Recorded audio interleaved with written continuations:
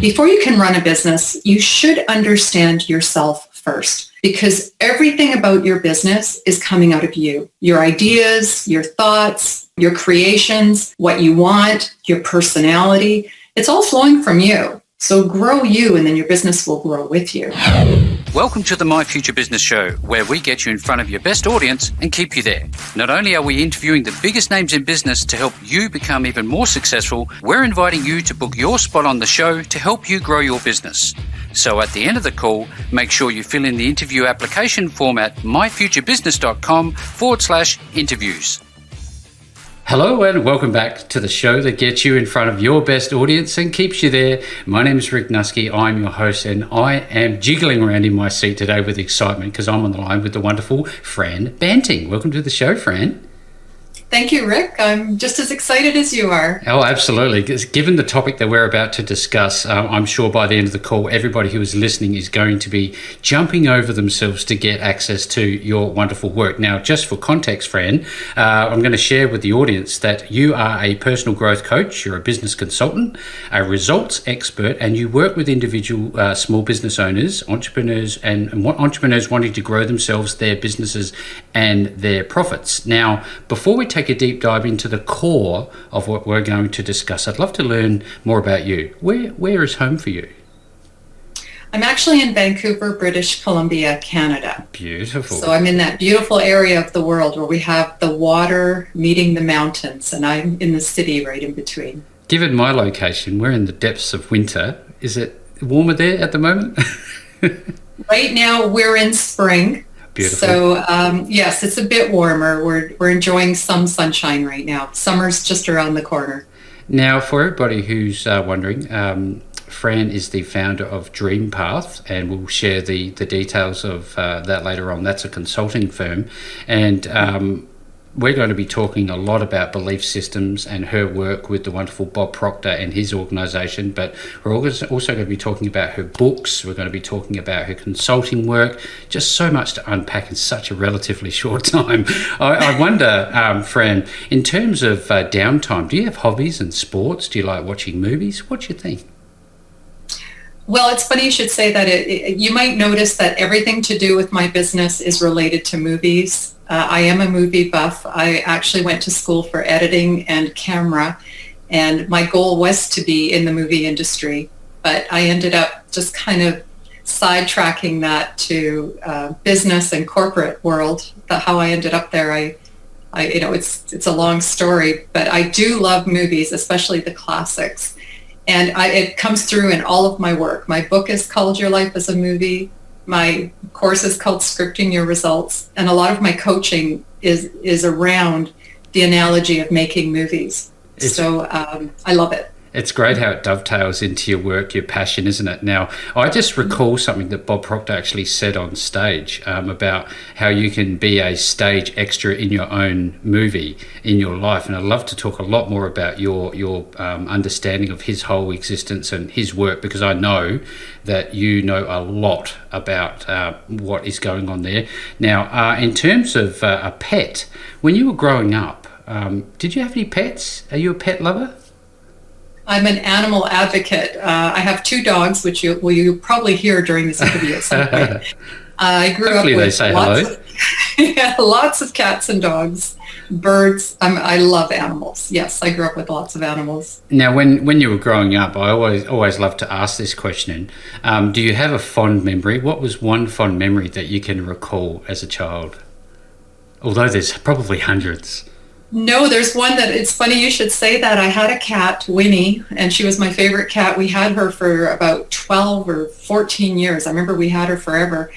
And she actually gave birth to her kittens. She climbed up on my lap, and she had them on my lap. She had 6 or 7 kittens, if I remember correctly. I was about 8, and I'll never forget it. And I would scream out every time another one came out. I'd tell my mom, there's another one. And I'd tell my mom what color it was.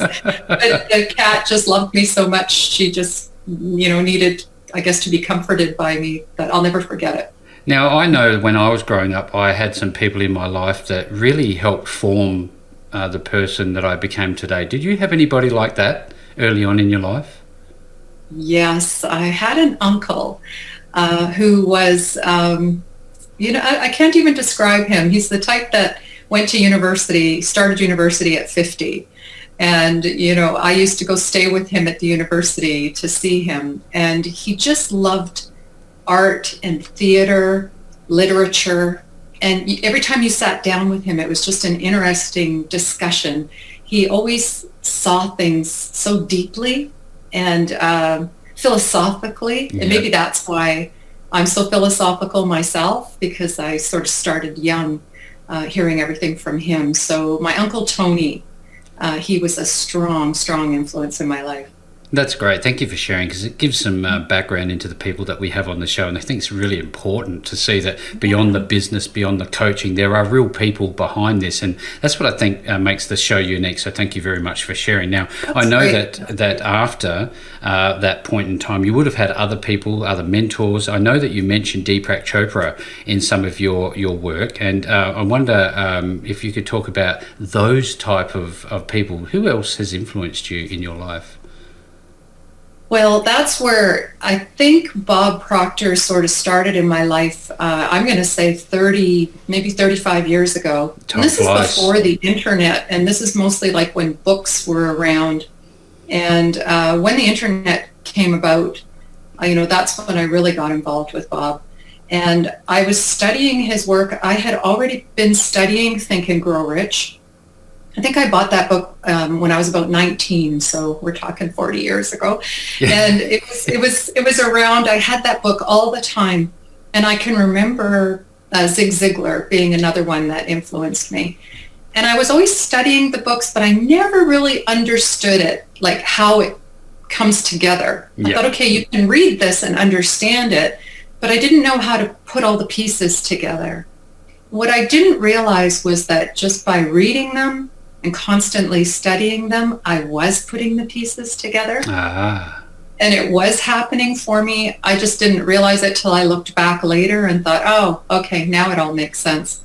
So I'd have to say Bob Proctor and Zig Ziglar were big influences on me. Probably, when I just started getting into the workforce in my late teens, early 20s. Yeah, thank you for sharing that. Now, I know that you have a master's degree in metaphysics and a doctoral degree in philosophy, specializing in holistic life coaching. Now, alongside that, you're also a certified thinking into results facilitator with Bob Proctor.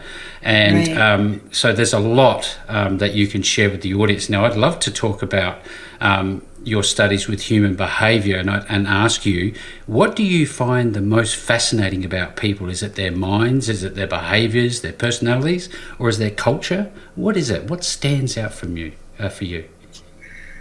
Well, knowing what I know, I cannot get enough of just watching people and seeing where they are. And it's kind of interesting. I find that sometimes I wish I didn't know what I know, because I want to sort of just jump right in and start evaluating or making suggestions on something. But I think the one thing that happened with me was I started in marketing. I actually started in a real estate company, and I took sales and marketing, and I was studying marketing. And in that, I discovered that people can be influenced from commercials. Oh, yeah. And if the commercial was shown enough times, people would actually believe in that product. And if you brought up that product, people would say, oh, you should use so, because they say it's good. And it was all just from being influenced from an ad. And I remember that making me kind of angry. And I thought, how many things am I being influenced to buy or to do, or how to be as a person? How many am I actually doing right now based on this, philosophy of controlling people? And that was when I started understanding how people work and how the mind works. And so that's what I mean about the putting the Think and Grow Rich and Bob Proctor's teachings. I kind of put them all together and now I get it. Now I get it. We all have this mind, and there's a certain order to the mind. Most people don't know how to put that order in their mind so that they get results. Mm-hmm. They're all just kind of jumbled trying to put order in their minds. And Think and Grow Rich puts that order in your mind. And Bob Proctor took Think and Grow Rich. There's actually a lineage. It started with Andrew Carnegie hiring Napoleon Hill to write this book because he knew everything he and all these other famous rich men were doing in life. He knew that he wanted to get it down on paper, and he hired Napoleon Hill to make this book. Yep. And Napoleon Hill, I forget the other man's name right now, but he recorded Think and Grow Rich, and Bob Proctor worked with him, and I can't for the life of me remember his name. Earl Nightingale. Yeah, Earl that's Nightingale. right. Earl Nightingale. Earl Nightingale transferred Think and Grow Rich into like a course. Bob Proctor went with Earl Nightingale, and so Bob has actually just been reiterating the teachings of Think and Grow Rich. Yep. And so that is sort of how I got involved, and realizing that I don't want to be controlled. I want to control my own mind. So how do I get order in my mind so that I can have what I want in life and I can control me? And that's basically how I got started in it. Yeah, thank you for sharing. I know that this is a massively expansive topic, not one that we can cover in any great detail because it is such a massive topic. But I wonder from a fundamental level what you're talking about that our listeners might be able to digest in a bite-sized chunk. What are we talking about here when we talk about law of attraction, belief systems and the likes? Well, I think especially for people that want to run their own businesses, I always say before you can run a business and, grow a business, you should understand yourself first, because everything about your business is coming out of you. Your ideas, your thoughts, your creations, what you want, your personality, it's all flowing from you. So it's best to understand you. So grow you, and then your business will grow with you. And I don't think people realize how many behaviors and habits are actually put into them from other people that aren't serving them now in whatever goal or passion they're trying to move into right now. So you may be starting a business, or you may be in a business right now, and you see yourself as having a weakness, or you can't understand why you're stuck or why you can't do something, and that something is important for you to move forward in your business. Chances are there is a belief or a habit put inside of you that you're just not aware of, because you have the idea, you want to do it, and for some reason your body just doesn't let you do it. That's your first clue. And I always like to say that the example I like to use is, let's say you're at home and you're going to have your bowl of cereal, but you're out of milk. So you head down to the local store. We have 7-Eleven here. So do we.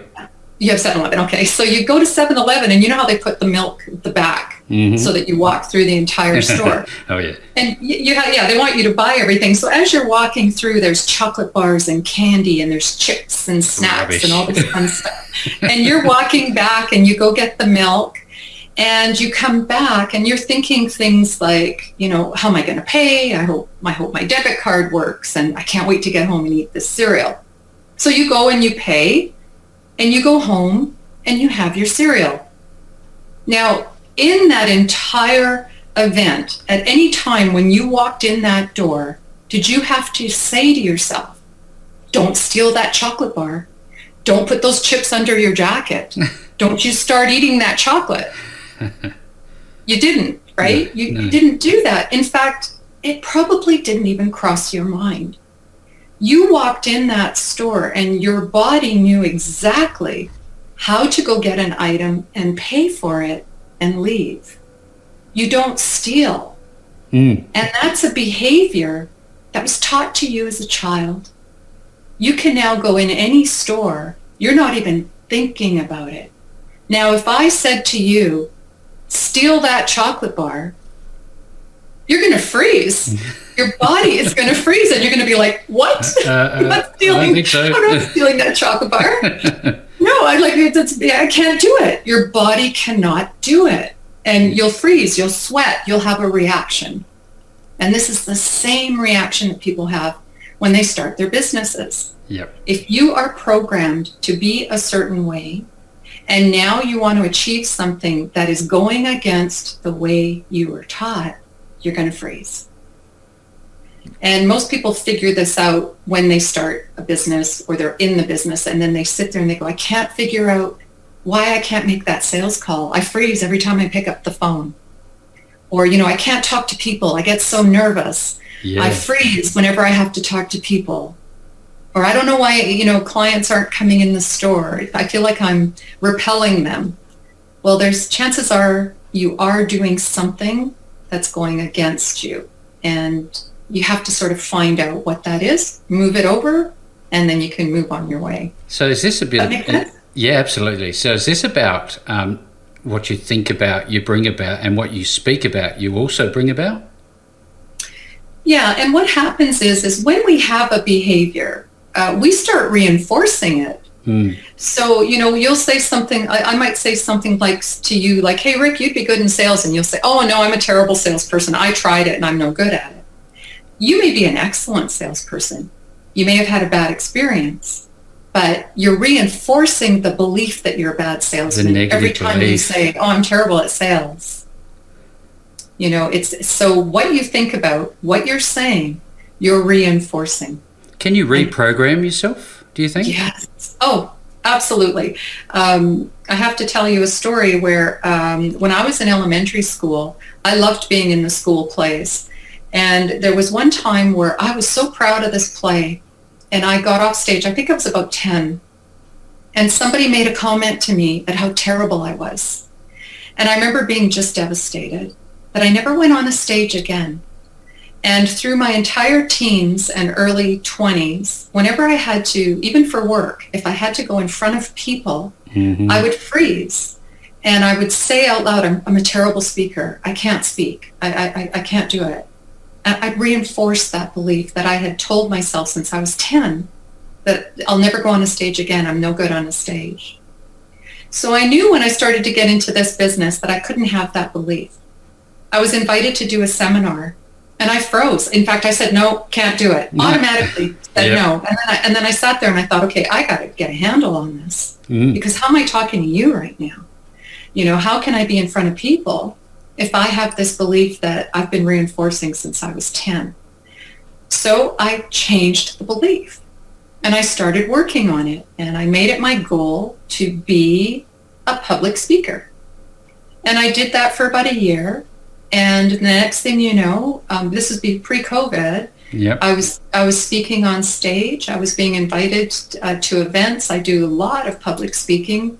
I'm doing a lot on social. But if you would have asked me 20 years ago, I would have said no. I wonder, you can change it. What was the feeling the first time that you actually broke through and changed your belief system? You got on stage, you were walking off the stage. How did you feel? Can you recall it? I do remember, because I came home and it was like I was in this, I was so calm. And I was so at peace, and I was so calm on the stage. I thought I'd be shaking, but I wasn't. I was totally calm, and I was explaining how to change a belief. I didn't use my own example, but I was doing it without the people knowing it. And I remember coming home and just looking at my husband, and I said, wow, that went really well. And I was just super calm. And it just, and now, I have no problem. I got in front of 500 people you could put me in front of 500 or one person. It didn't matter. Whereas before, I couldn't even be in a room with 3 people. That is awesome. Now, I wonder, Fran, you have your own book. I'd love for you to share a little bit about that book, if you don't mind. Your life as a movie, scripting and producing your dreams into reality. Wonderful title. I love it. Yeah, what I did was... there's a process to changing a belief and how we get into changing our minds and achieving results. And it all starts with your conscious mind, your subconscious mind, and your body. They all have to be aligned. Yep. So when I wrote my book, I wanted to make it similar to doing a movie. So your goal is like you creating a movie for yourself. So understanding your conscious mind was my lights section. Understanding your subconscious mind was my camera section. And your body moving towards the result is my action section. So I had lights, camera, action. That's awesome.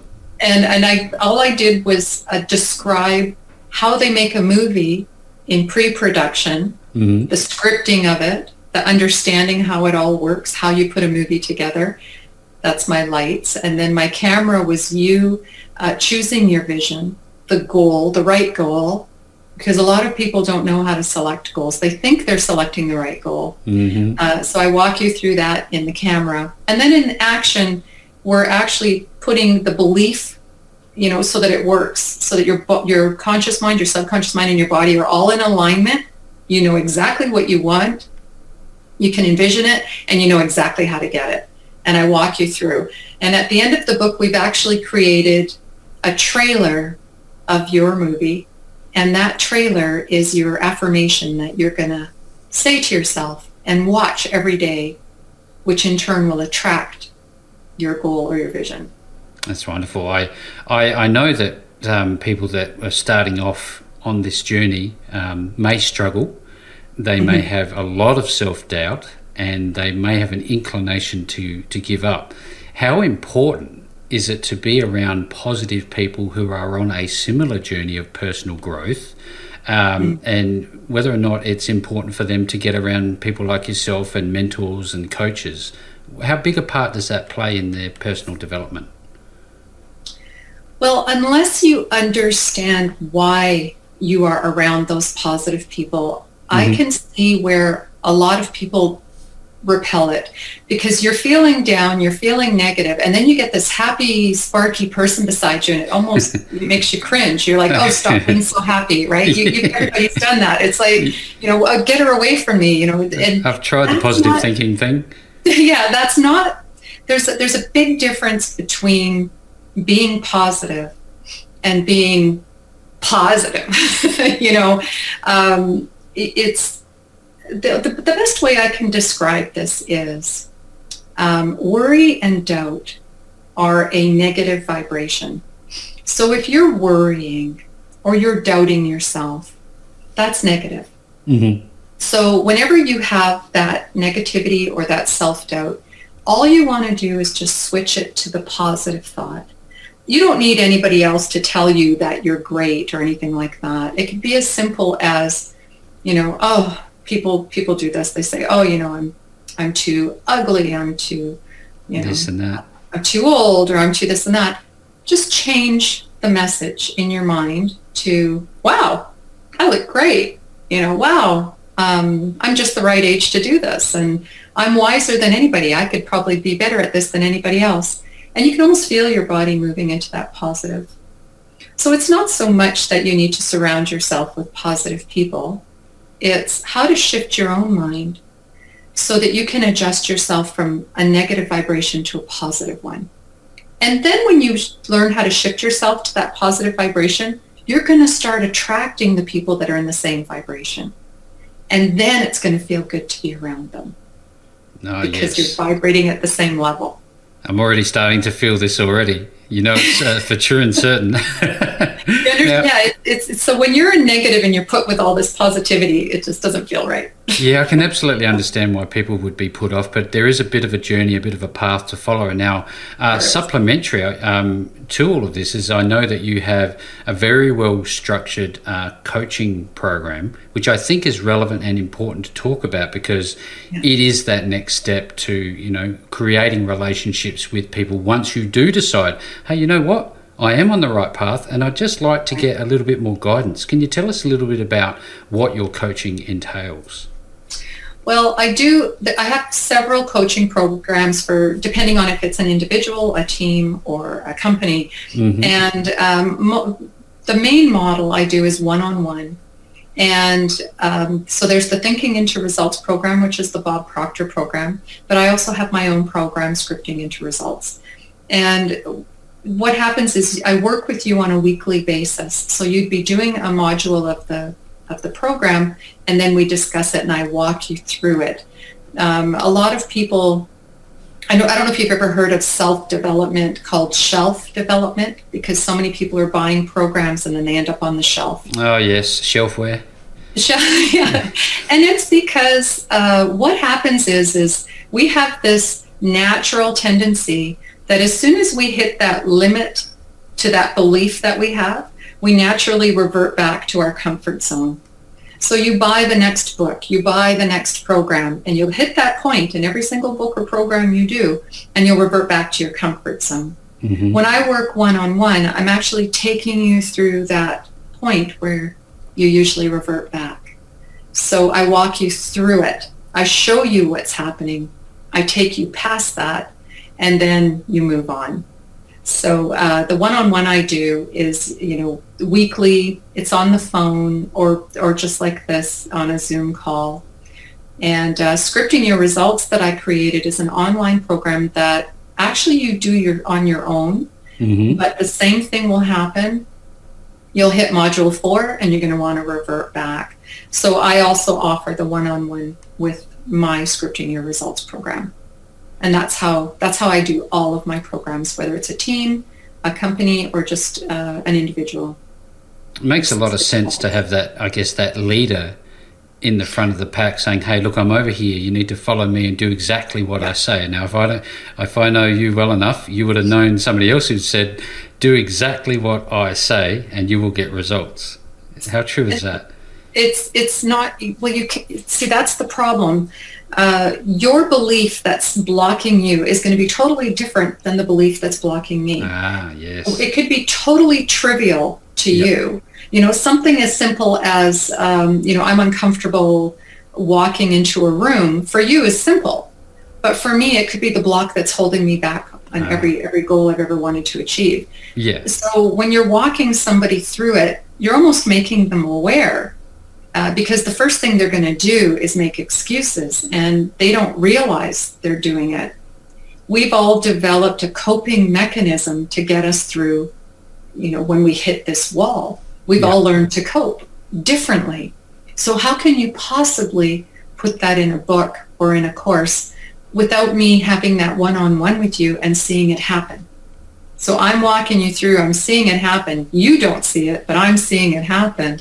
And then I say, okay, there it is. Here's your coping mechanism. Let's switch that up. Let's change it to this. And then we move on. So, Fran, given the world we're living in at the moment and the isolation that many of us are experiencing, unfortunately, right now, how has your modus operandi changed? How are you working with clients? Well, mine hasn't changed because I've always been, I have clients all over the world. I have mm-hmm. them in Bahrain, I have them in Australia. I've always been social this way. So for me to do one-on-one, that's how I started. I would, do one-on-one. So the world, the way it is now, hasn't changed. What has really changed is the attitude of people that it's all over. There's a lot of people that think, I lost it all. I lost my career. They've lost so much.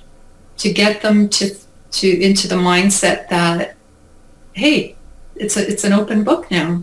You can create a new path. You were in that path before. Now you can start anew. Where do you want to go? I find that to be the big difference right now. There's a lot of people that aren't seeing the light.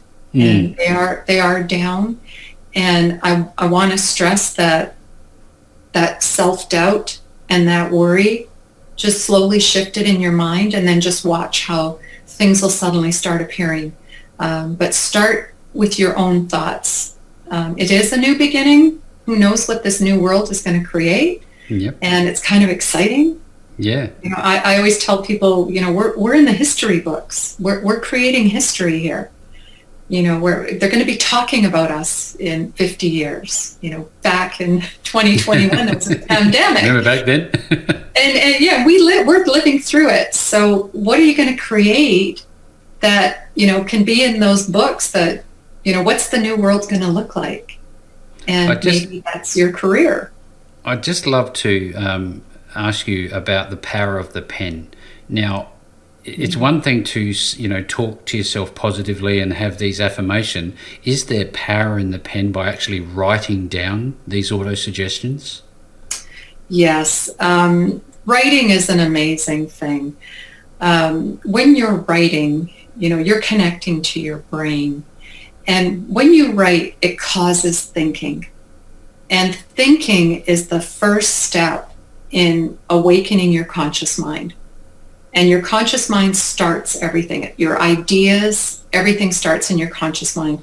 So when you're writing, you're activating your thinking ability. So writing is so amazing. In fact, I'm always telling people about how I don't like the computers and typing and how everything's gone to computer because we're taking away that ability to write and awakening our minds. Yeah, look, and with those busy executives and anybody actually, busy parents, if they have a busy mind and they seemingly are overrun with negativity and exposed to negative influences, what are some of the practical things they can do? Like turn off the TV? What are some of the things that you talk to your clients about?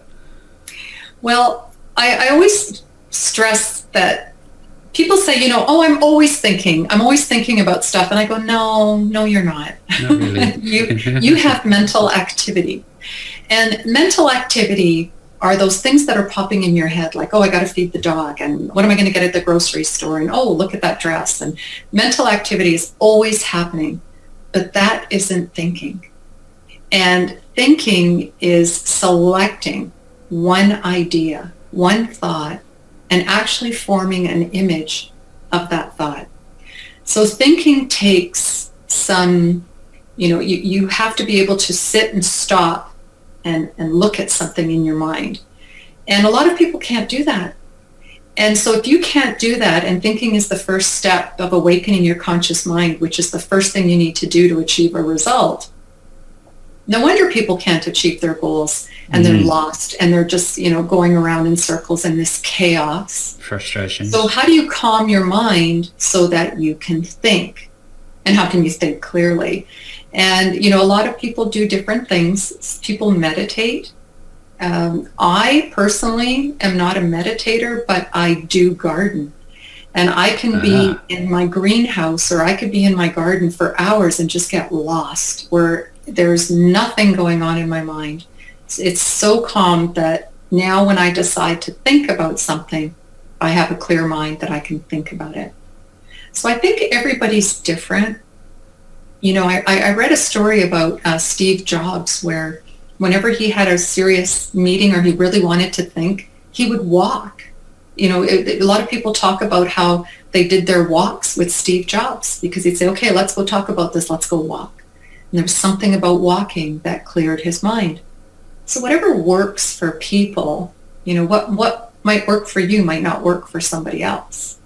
So I always say try to find what calms your mind and then get it to that point where it's clear and then you can start thinking about things.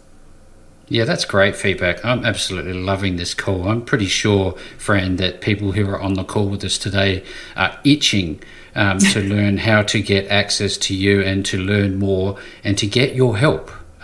So importantly, where are they going to go and to connect with you, to start working with you and take their lives to the next level? Well, you can go to my website. All of my information is there. It's dreampath.ca or .com, or you can go to franbanting.com. And you can contact me on the contact sheet there, and I'd love to just answer any questions. I've also got a Facebook group for entrepreneurs and small business owners called the Results Studio, Scripting Your Business for Success. So you can find me on Facebook, and if you want to, go sign up there, I'd love to invite, your viewers to that group as well. Absolutely. A hand-in-glove fit there for sure, Fran. Thank you very much for sharing everything that you've shared today. And if you're listening to this call, you're wondering where the links are, no matter where you see the call, you'll see the links back to Fran, her Facebook group. And when things change, the post will be updated, and I'll send out an update email to all of our subscribers. And with all that being said, Fran, thank you so very much for spending some time with me on the My Future Business Show today. Thank you, Rick. I had a great time. Thanks for joining us today. If you enjoyed the call, then make sure to subscribe, leave a comment, share us with your friends, and book your spot on the show at myfuturebusiness.com/interviews. And if you're looking for solutions that will help grow your business, then visit myfuturebusiness.com/shop.